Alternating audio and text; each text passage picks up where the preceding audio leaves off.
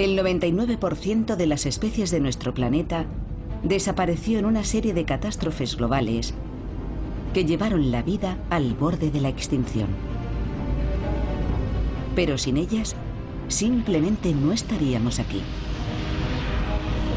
Poco después del nacimiento de la Tierra, una colisión de violencia inimaginable la transformó para siempre. Dos planetas chocaron en el helado vacío del espacio.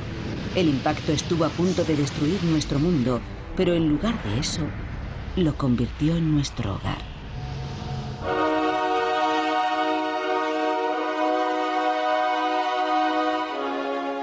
Catástrofe, el nacimiento del planeta. Nuestro planeta tiene aproximadamente 4.500 millones de años. Durante ese tiempo ha sufrido terribles desastres. Es difícil asimilar la enorme escala temporal de los eventos que nos han dado forma.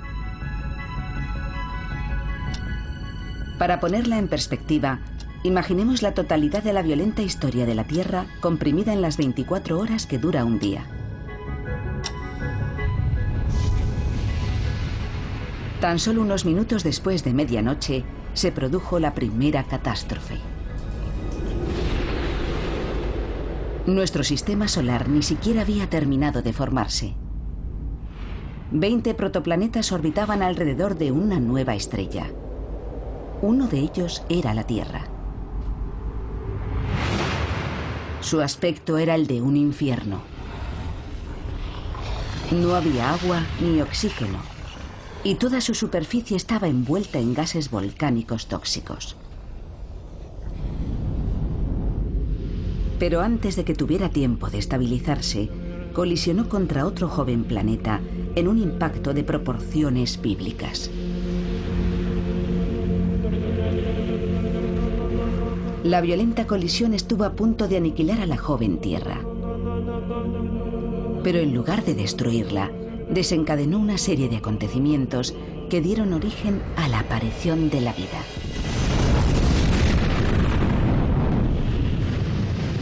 Algo que jamás habría existido en la Tierra sin este cataclismo. Pero ¿cómo sabemos qué fue lo que ocurrió y cómo influyó esta colisión en la evolución de la vida? Bill Hartmann ha dedicado su vida al estudio de las primeras fases del sistema solar. La ausencia de restos hace muy difícil su trabajo. Los restos de la primera parte de la historia de la Tierra desaparecieron por efecto de la erosión, la lluvia, las derivas continentales, las colisiones de los continentes o la elevación de las cordilleras. Resultó que la mejor forma de estudiar los primeros días de la Tierra era observar la superficie de nuestros planetas vecinos. Las superficies de Mercurio y Marte están cubiertas por cráteres de impacto de más de 4.000 millones de años de antigüedad. Estas cápsulas del tiempo proporcionaron a Hartmann valiosos datos sobre las duras condiciones que debió afrontar la joven Tierra. No solo hay cráteres de 200 o de 300 kilómetros de diámetro. Algunos alcanzan los 1000 kilómetros. Son realmente grandes. Estos cráteres nos ofrecen la imagen de un periodo muy violento. De un sistema solar repleto de escombros, en el que millones de cometas y asteroides se estrellaban contra los protoplanetas. Nada estaba a salvo. La propia Tierra fue bombardeada. Esta ventana a los primeros momentos de nuestro sistema solar nos hizo comprender que la Tierra también fue el blanco de terribles impactos que podrían haber dañado gravemente el planeta. Y eso hizo que empezáramos a pensar en los efectos de aquellos impactos gigantes. Los planetas fueron golpeados por pequeños asteroides y por objetos mucho mayores, con dramáticas consecuencias. Aquel proceso dio lugar a una especie de paradoja maravillosa. Los millones y millones de pequeños impactos tendían a unificarlo todo, pero los grandes impactos dieron personalidades individuales a los planetas. La Tierra, por ejemplo, posee un eje de rotación cuya inclinación supera los 23 grados y un satélite cercano que orbita a su alrededor.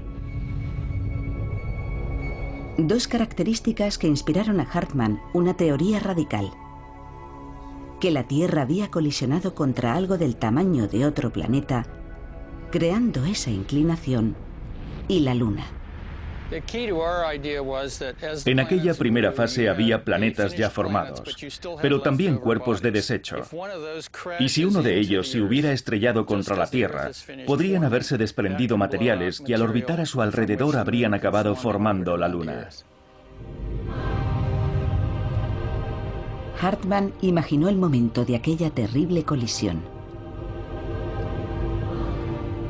Una Tierra recién formada giraba alrededor del Sol a gran velocidad. Y otros 20 planetas hacían exactamente lo mismo. Uno de ellos, Theia, tenía aproximadamente el tamaño de Marte y giraba alrededor del Sol en la misma órbita que la Tierra. La colisión era inevitable. Theia se estrelló contra la Tierra a más de 30.000 kilómetros por hora, con la fuerza de miles de millones de bombas atómicas.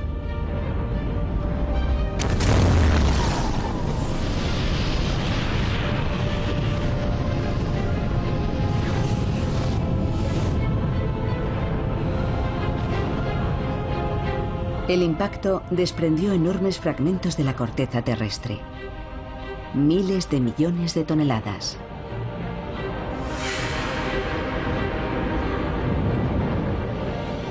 Un anillo de polvo y rocas fundidas comenzó a girar alrededor de la Tierra.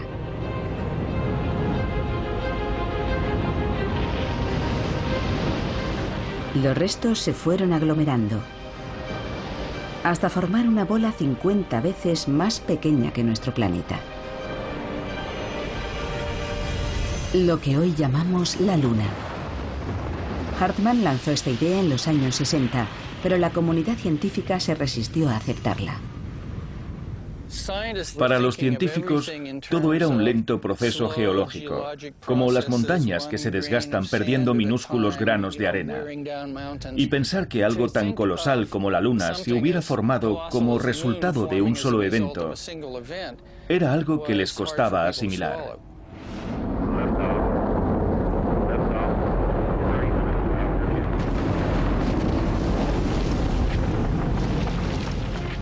Pero la teoría de Hartmann recibió un inesperado apoyo. En 1969, el módulo lunar del Apolo 11 se posó en la superficie de la Luna. Un pequeño paso para el hombre. Un gran salto para la humanidad. Los astronautas americanos viajaron 6 veces a la Luna. Exploraron su superficie, recorrieron sus cráteres y trajeron a la Tierra 380 kilos de rocas lunares. Por primera vez, los científicos podían investigar de qué estaba hecha la Luna. Los resultados fueron sorprendentes. Su composición química era muy similar a la de la capa más externa de la corteza terrestre. Para los investigadores, este hallazgo resultó interesante, pero para Hartmann era una nueva prueba de su teoría. Tenemos una superficie rocosa y un gran impacto desprende todas esas rocas de la corteza. Esos materiales salen despedidos y forman la Luna. Pero muchos científicos no podían aceptar que un gran impacto cósmico hubiera podido dar forma a la Luna y la Tierra que conocemos hoy. Algunos me dijeron que investigarían primero otras teorías porque la mía era descabellada. Hartmann consiguió por fin la prueba que buscaba tras un encuentro casual con la astrofísica Robin Carnap. Ella estaba utilizando modelos por ordenador para estudiar las lunas de Saturno. Bill Hartman me preguntó, ¿has pensado en aplicar tus modelos sobre la formación de las lunas de Saturno a los orígenes de nuestra luna? Yo le dije que no. Robin utilizó el mismo software para reproducir los principios del sistema solar y recreó una colisión planetaria como la que sugería Hartman. Un impacto que diera como resultado la Tierra y la Luna. Estamos hace 4.500 millones de años, al final de la formación de la Tierra, y vemos como un pequeño planeta, el de la derecha, va a impactar contra la Tierra, que sería el más grande, el de la izquierda. Se produce la colisión y, como podemos ver, el objeto más pequeño impacta oblicuamente y queda destruido por la colisión. Los modelos mostraron lo que pudo haber ocurrido durante la colisión. Theia, el planeta impactante, fue completamente aniquilado. La Tierra sobrevivió, por poco. El impacto fue tan violento que alteró la forma del planeta. La Tierra se comporta como una masa de roca fundida. Cuando el objeto la golpea, se genera algo parecido a una onda expansiva, como la que se produce cuando lanzamos una piedra a un lago en un ángulo oblicuo. Y esa onda se propaga por toda la superficie de la Tierra. La colisión provocó una gigantesca oleada de lava derretida. Esta colisión tan violenta genera energía suficiente para fundir la Tierra. Y de hecho, tras este impacto, la Tierra queda rodeada por una atmósfera de roca vaporizada. Billones de toneladas de escombros flotan en el espacio. El planeta impactante queda pulverizado, formando este largo brazo que se convierte en un disco que vemos aquí, casi de canto. Y a partir de ese disco se formará posteriormente la Luna. El modelo de Canap muestra que la Luna está formada por una mezcla de materiales de la Tierra y Theia. Entonces llamé a mi colega y le dije, no te lo vas a creer, pero he simulado el impacto de un planeta del tamaño de Marte a un ángulo de unos 45 grados. Y ha funcionado. Y él me dijo, será mejor que lo repitas. Así que hice nuevas simulaciones y quedó claro que ese tipo de impacto es el que creó un sistema como el de la Tierra y la Luna. Una nueva prueba de que la descabellada teoría de Hartman era correcta.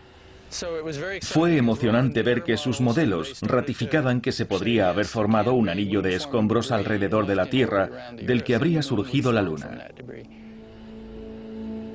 Hartman y Canap mostraron que nuestra Luna era el resultado de una violenta colisión cataclísmica entre Theia y la Tierra. La Tierra escapó de la destrucción total por muy poco. Pero la colisión desencadenó una asombrosa serie de eventos que transformaron el planeta. Primero se convirtió en un infierno climático, azotado por mareas gigantes. Pero estas condiciones también crearon los elementos básicos necesarios para la aparición de la vida.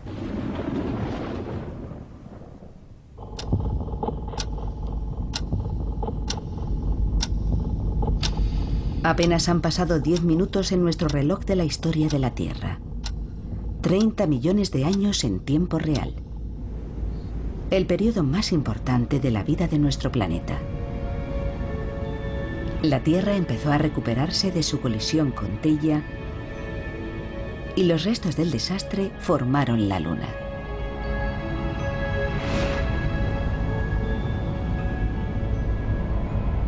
El tremendo impacto estuvo a punto de destruir nuestro planeta.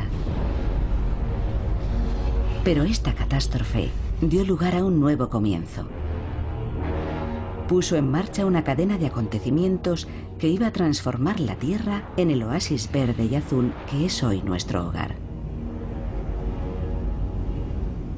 La colisión fue tan violenta que alteró incluso la rotación del planeta. Los científicos se propusieron reconstruir estos eventos a partir de los momentos inmediatamente posteriores al impacto. La ciudad de Ítaca pertenece al estado de Nueva York. La paleontóloga Judith Nagel Myers busca pistas que puedan indicar cómo era el planeta justo después del impacto. En la Tierra no quedan restos del periodo inmediato que siguió a la colisión, así que debe buscar nuevas formas de asomarse al pasado. Nagel Myers estudia corales fosilizados. En otro tiempo esta zona estuvo sumergida bajo el mar.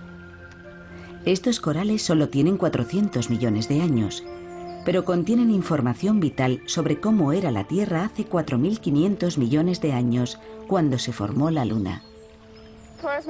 Soy una apasionada de los fósiles, porque son como una ventana en el tiempo. Observando sus restos y esqueletos, se puede reconstruir el entorno que había aquí, mucho antes de que existieran los seres humanos. Estos fósiles tienen la inusual cualidad de ofrecernos una instantánea capturada, día a día, de las condiciones de la Tierra primitiva. Los corales desarrollan capas de caliza para protegerse. Una capa cada día del año. Se puede observar el mismo proceso en cualquier arrecife de coral. Si examinamos de cerca los corales actuales, podremos ver estas finas líneas que se van formando según crecen. Son similares a los anillos de crecimiento de los árboles. Cada una de estas líneas representa un día. Estas capas acaban formando un anillo anual más grande. En los corales actuales podemos contar exactamente 365 líneas de crecimiento por cada año de vida. Y esa es la clave. Los corales fosilizados de hace 400 millones de años no tienen 365 líneas de crecimiento por año. Tienen 410. Cuando estos corales estaban vivos, hace 400 millones de años, un año no tenía 365 días, sino 410.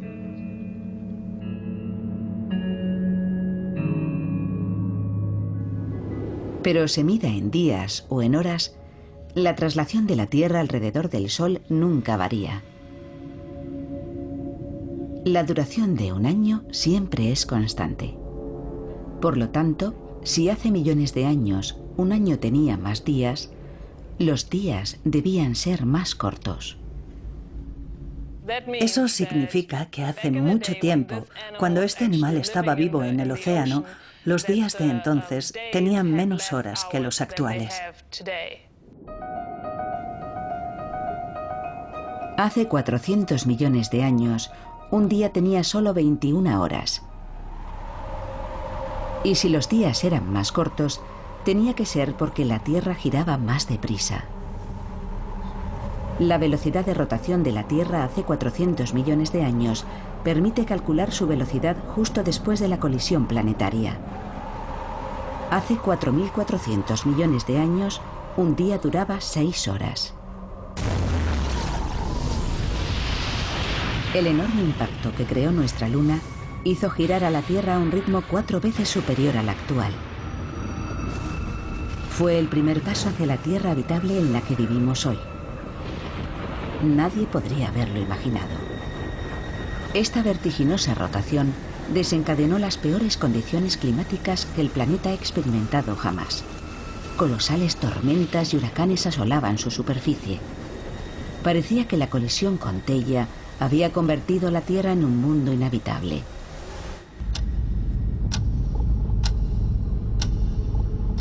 «12 minutos desde la medianoche. Hace 4.500 millones de años comenzó una lluvia incesante de cometas de hielo.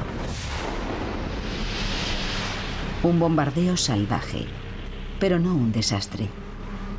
De hecho, fue un regalo. El hielo fundido y el agua condensada del interior del planeta formaron los primeros océanos. Pero la joven Tierra seguía siendo un lugar violento y hostil, que giraba a un ritmo desbocado.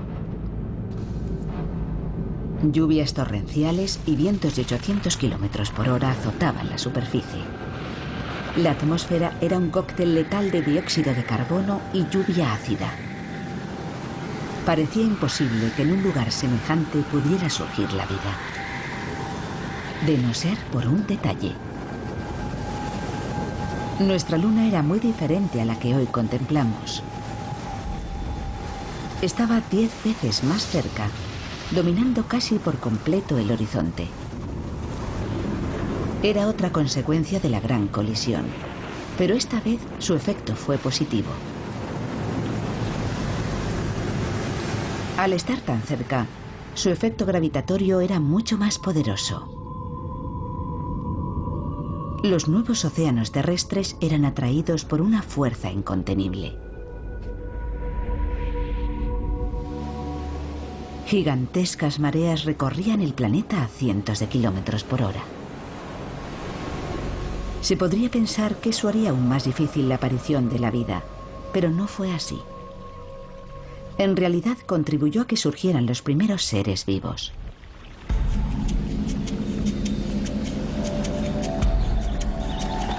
La bahía de Fundy, en Canadá, tiene la amplitud de marea más alta del planeta. En ocasiones llega a alcanzar los 15 metros. Es como un modelo a escala reducida de las gigantescas mareas que barrían la Tierra primitiva. El físico Neil Cummins ha venido aquí para estudiar este fenómeno, que puede revelarnos preciosa información sobre las mareas de nuestro lejano pasado. Lo que espero ver hoy es una espectacular subida de la marea de quizá 1,5 metros a 2 metros, lo que se llama una corriente de marea. Cummins cree que debido a la mayor proximidad de la Luna, las antiguas mareas debieron ser mucho más altas y rápidas que las de la bahía de Fundy. La corriente de marea le permitirá estudiar el tipo de fuerzas que dieron forma a los paisajes terrestres, creando las condiciones para la aparición de la vida. Desde aquí se puede ver bien la corriente de marea. Ya empieza a formarse la ola. Sí, Ya veo la espuma. es absolutamente fascinante. Ya empieza a oírse, está como a 1 kilómetro. Tienes la sensación de que está ocurriendo algo que no se puede ver en ningún otro lugar. ¿Vamos hacia ella?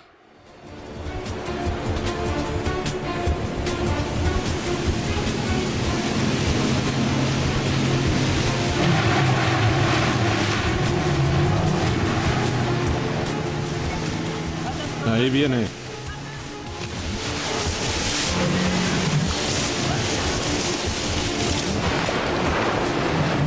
Impresionante.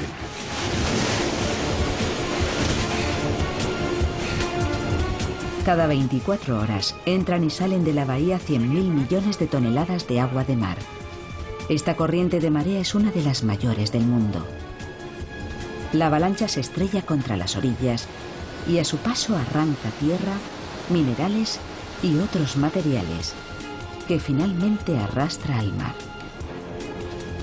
Cummins cree que la acción erosiva de estas mareas recrea en miniatura aquellas mareas primigenias que agitaban los antiguos océanos. Las antiguas mareas debieron ser al menos 1000 veces más altas. Estas tienen un poder enorme, pero no son nada comparadas con lo que debieron ser aquellas. Esta corriente se desplaza a unos 12 kilómetros por hora. Las antiguas mareas debieron avanzar a velocidades de entre 100 y 300 kilómetros por hora. Y habrían penetrado tierra adentro mucho más profundamente y mucho más rápido, causando daños mucho mayores. Pero aquellos daños dificultaron o contribuyeron a la aparición de la vida. Hace 4.000 millones de años, con la Luna mucho más cerca, las mareas debieron penetrar tierra adentro a cientos de kilómetros por hora.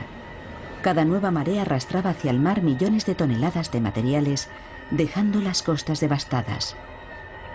El joven planeta estaba siendo devorado por sus océanos. Pero para los seres vivos fue una gran suerte. Lo que las mareas arrancaban de la tierra se lo daban al mar, creando las condiciones perfectas para la aparición de la vida.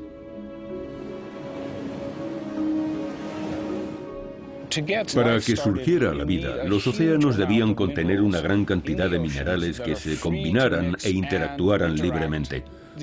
Y eso solo pudo ser posible gracias a las mareas gigantes que provocó la Luna cuando estaba mucho más cerca. Las mareas arrancaron minerales y nutrientes de tierra firme y los mezclaron en los océanos, creando el caldo primordial. Los científicos creen que las interacciones químicas que se produjeron en ese caldo primordial dieron origen a los primeros aminoácidos y proteínas, los elementos básicos de la vida. A partir de esos ingredientes surgirían las primeras células. Una colisión titánica que estuvo a punto de destruir la Tierra puede que sea la razón de que todos nosotros estemos aquí. Aquella colisión nos dio la Luna y esta nos dio las mareas. Y sin mareas puede que nunca hubiese surgido la vida. Si no hubiera existido aquel proceso, habría habido muy poca erosión terrestre cerca de los océanos. Habría sido mucho más difícil que llegaran todas esas sustancias al océano en cantidad suficiente para que se crease el caldo primordial, la sopa primigenia, y apareciera la vida tan pronto como apareció.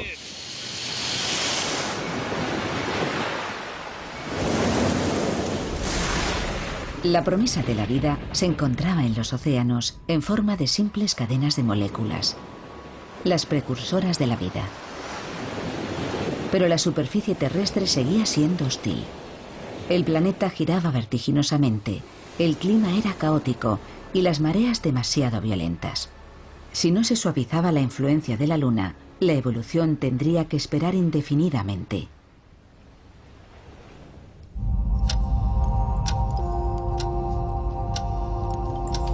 Son las 3:20 de la madrugada en nuestro reloj de la historia terrestre. Han pasado 500 millones de años desde la gran colisión. Los elementos básicos de la vida se formaron en los océanos gracias a las grandes mareas. Pero los mares eran demasiado turbulentos para que evolucionaran incluso los organismos unicelulares. Tuvo que ocurrir algo que calmase al planeta y permitiese que las primeras formas de vida dieran el siguiente paso. De no haber sido así, nosotros simplemente no existiríamos.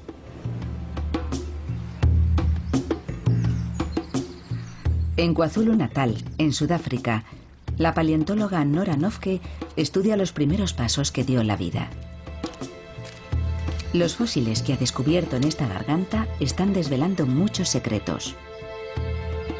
Pertenecen a algunas de las formas de vida más antiguas del planeta y lo que revelan es asombroso. Hace 3.000 millones de años, las aguas del mar que cubría esta garganta estaban saturadas de bacterias.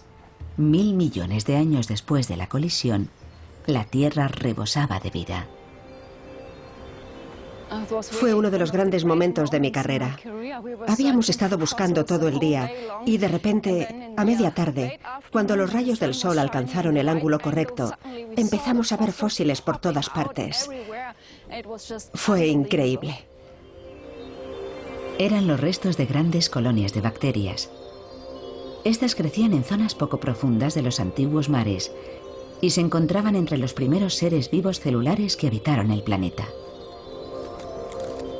En la actualidad siguen existiendo bacterias casi idénticas. Estas son colonias de bacterias vivas. Las llamamos alfombras microbianas. Y es fácil ver por qué. Parecen pequeñas alfombras verdosas. Podemos encontrarlas hoy en día en muchas playas arenosas. Su parecido con las antiguas colonias es asombroso. La superficie de la roca tiene un color verdoso, igual que la alfombra microbiana viva. Si siguen mi dedo, pueden ver el borde de la alfombra microbiana fosilizada. Por aquí. Y aquí debajo podemos ver la arena. Es una alfombra semejante a la que he traído, pero está fosilizada y tiene 3.000 millones de años. Las rocas de la garganta estaban cubiertas por una impresionante diversidad de comunidades microbianas. Ecosistemas de bacterias tan complejos como los que existen hoy en día. Pero estas rocas revelan algo más. No solo muestran cuándo se desarrolló la vida bacteriana, sino también cómo fue posible. Las huellas indican que el mar que las cubría no era uno de los violentos océanos que se formaron tras la colisión con Theia. Eran aguas tranquilas y poco profundas. La primera vez que vine aquí me fijé en estas ondulaciones y me parecieron iguales a las que podemos ver cuando paseamos hoy por cualquier playa. La arena forma las mismas estructuras. Cómo se han conservado me pareció extraordinario. Parece como si la marea acabara de retirarse. Pero estas ondulaciones tienen 3.000 millones de años. Es la instantánea fosilizada de un antiguo mar que acaricia suavemente la orilla, sin el menor rastro de mareas gigantes o vientos huracanados.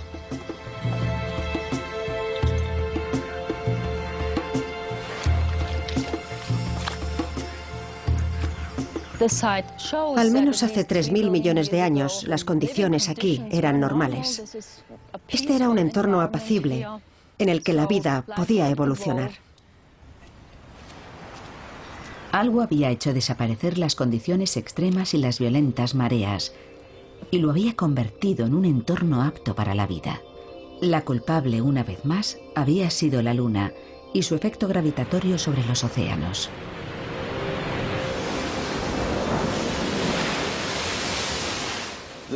Las mareas, desde que empezaron a formarse, han actuado como un freno de la rotación de la Tierra.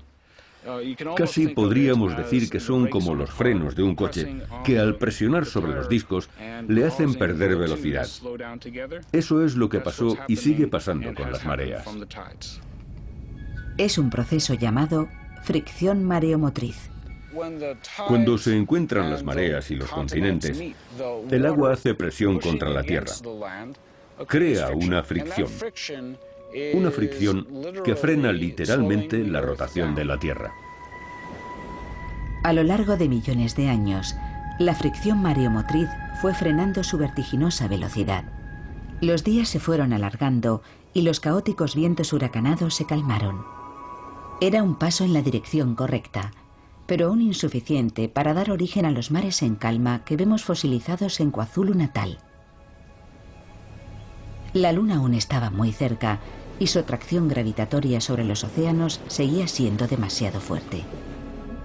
Para que estos se calmaran por completo, tuvo que ocurrir algo más.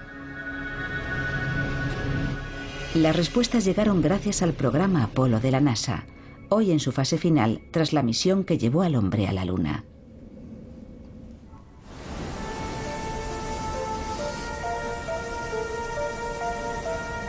Este es el Observatorio McDonald, en el oeste de Texas. Aquí, más de 40 años después del primer alunizaje, la misión Apolo sigue adelante. El ingeniero de la NASA, Jerry Wyant, asciende a diario hasta su telescopio láser para continuar con el trabajo iniciado hace décadas. Su misión consiste en medir la distancia que separa la Tierra de la Luna. Somos la última sección en activo del proyecto Apolo. Muchos piensan que el proyecto está cerrado y se sorprenden cuando les digo lo que hago: lanzar un rayo láser a la Luna. Los astronautas dejaron en la Luna una bandera de los Estados Unidos y algo más. Reflectores. Casi a diario, Jerry Wyant y su compañero dirigen su láser hacia uno de estos reflectores para determinar la distancia exacta que nos separa de nuestro satélite. Este es un láser de 1000 millones de vatios. Lo dirigimos hacia un reflector en la Luna y medimos el tiempo que tarda en llegar y el que tarda en regresar. Luego analizamos los datos.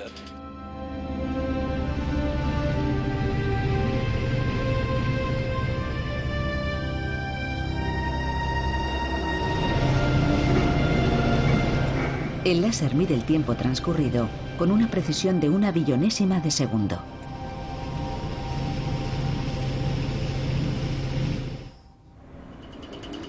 Pero primero tienen que encontrar el reflector. El panel de un reflector tiene el tamaño de este mapa. Así que hacer diana en algo de este tamaño, que está a 384.000 kilómetros, no es fácil. Necesitan una noche despejada y localizar su objetivo.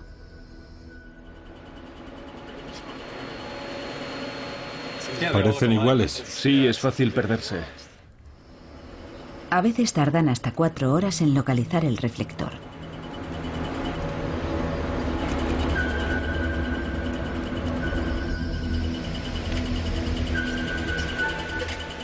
Ahí está.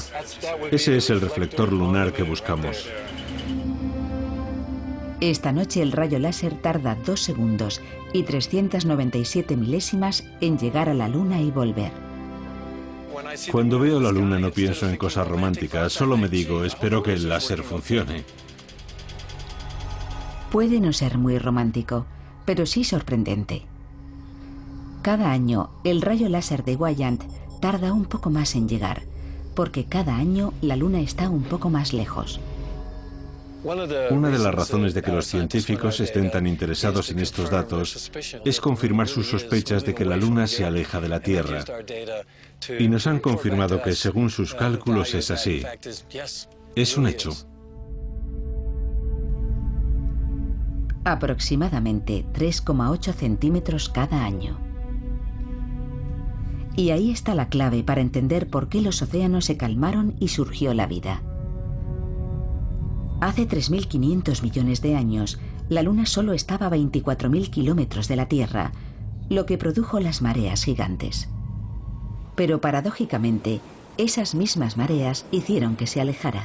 Eran tan grandes que generaban su propia fuerza gravitatoria y eso empezó a afectar al cuerpo que las había originado. La gravedad del agua influye a su vez sobre la Luna, que fue la que al principio hizo subir las aguas. Y ahora el agua está lanzando a la Luna hacia adelante, le está dando impulso. Al girar, la Tierra empuja a la Luna cada vez más lejos, como si fuera un lanzador de martillo. Es como si la Tierra y la Luna estuvieran bailando un vals, en el que la Luna crea las mareas de la Tierra. La Tierra se va frenando y las mareas hacen que la Luna tome más impulso y se vaya alejando en una espiral. Los dos cuerpos llevan bailando este vals 4.500 millones de años. La catástrofe que casi pulverizó nuestro recién formado planeta fue lo que hizo posible que surgiera en él la vida. Violentas mareas saturaron los mares de sustancias químicas esenciales. Después disminuyó la velocidad de rotación de la Tierra y la Luna se fue alejando. Los mares ricos en nutrientes se calmaron y aparecieron las primeras formas de vida. Pero cuando ésta empezaba a florecer, tuvo que enfrentarse a un nuevo desastre, una catástrofe que barrió la mayoría de las formas de vida del planeta, pero sin la cual nosotros no existiríamos. Algunas bacterias empezaron a liberar un gas altamente venenoso: oxígeno.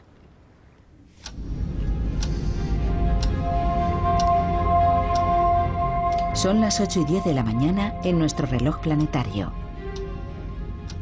Ya han pasado más de 1.000 millones de años desde la violenta colisión que estuvo a punto de destruir la Tierra.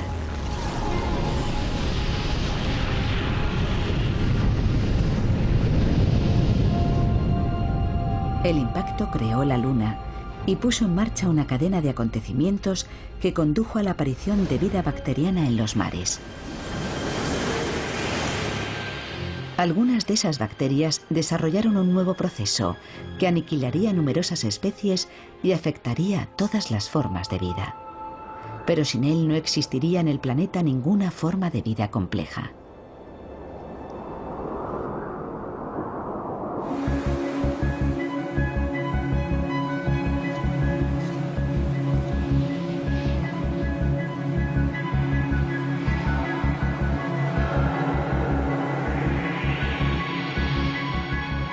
Este paisaje desolado es el desierto del norte de México y una ventana al pasado. Uno de los pocos lugares del mundo donde podemos ver cómo debió ser la Tierra hace 2000 millones de años. Un planeta en una encrucijada evolutiva. La bióloga Janet Siffert estudia las bacterias de estas aguas, lo que le ha permitido comprender cómo las primeras bacterias cambiaron la Tierra para siempre. En estas lagunas podemos ver comunidades microbianas a simple vista, algo muy similar a lo que ocurría en el pasado. Las bacterias dominaban la Tierra primitiva, no había animales ni plantas, de modo que esto es una especie de réplica. A la doctora Siffert le interesan especialmente estas curiosas formaciones de caliza.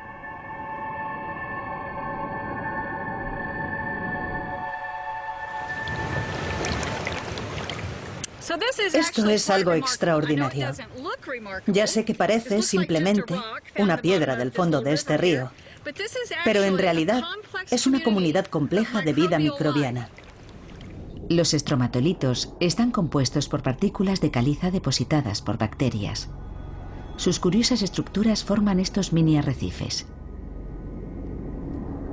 Organismos casi idénticos a estos poblaron la Tierra primitiva. Estos estromatolitos fosilizados de la cordillera Flinders, en el sur de Australia, tienen 3000 millones de años, pero son muy semejantes a los encontrados por Siffert en el desierto de México. Cada estromatolito contiene millones de organismos verdeazulados llamados cianobacterias. Sus antepasados hace 3000 millones de años desarrollaron un curioso método para obtener energía. Un tipo de cianobacterias aprendió a hacer algo especial: utilizar la luz del sol para obtener energía. Pero para ello debían descomponer el agua y utilizar el hidrógeno, lo que liberaba un componente que no necesitaban: el oxígeno. Estas antiguas cianobacterias desarrollaron un proceso químico llamado fotosíntesis, que convierte la luz del sol en energía y libera oxígeno.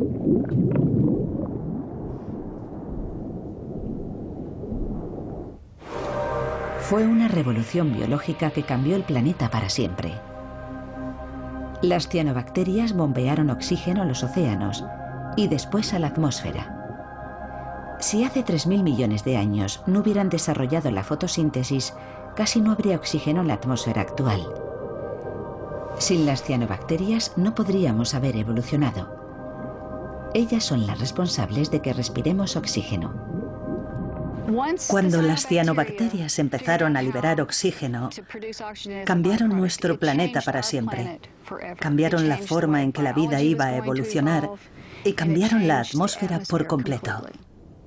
La producción de oxígeno hace 3000 millones de años lo cambió todo. Pero las bacterias que iniciaron el proceso siguen haciéndolo hoy en día. Recuerdo que la primera vez que buceé aquí, me fijé en las pequeñas burbujas que se formaban debajo de la masa de estromatolitos.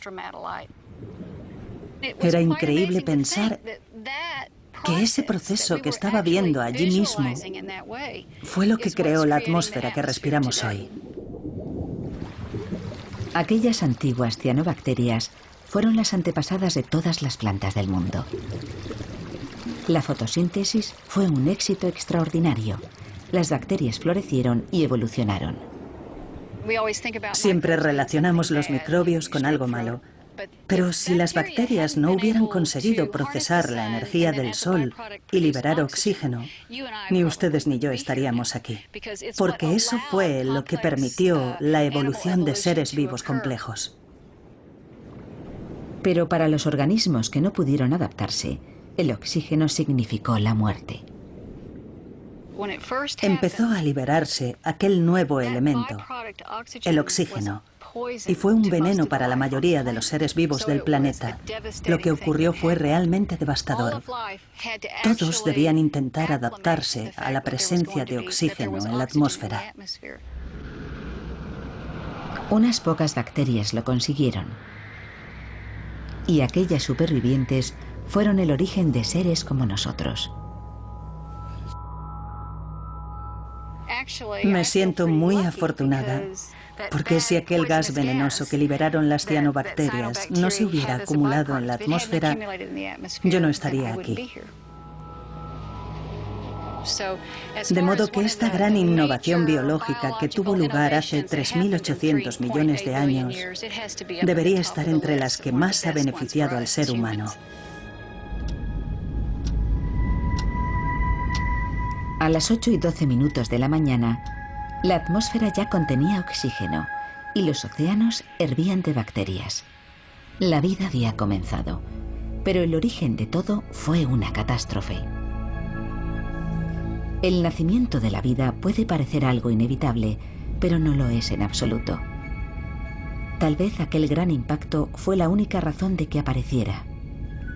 Si hubiera ocurrido de forma ligeramente diferente, tal vez no existiríamos ninguno de nosotros.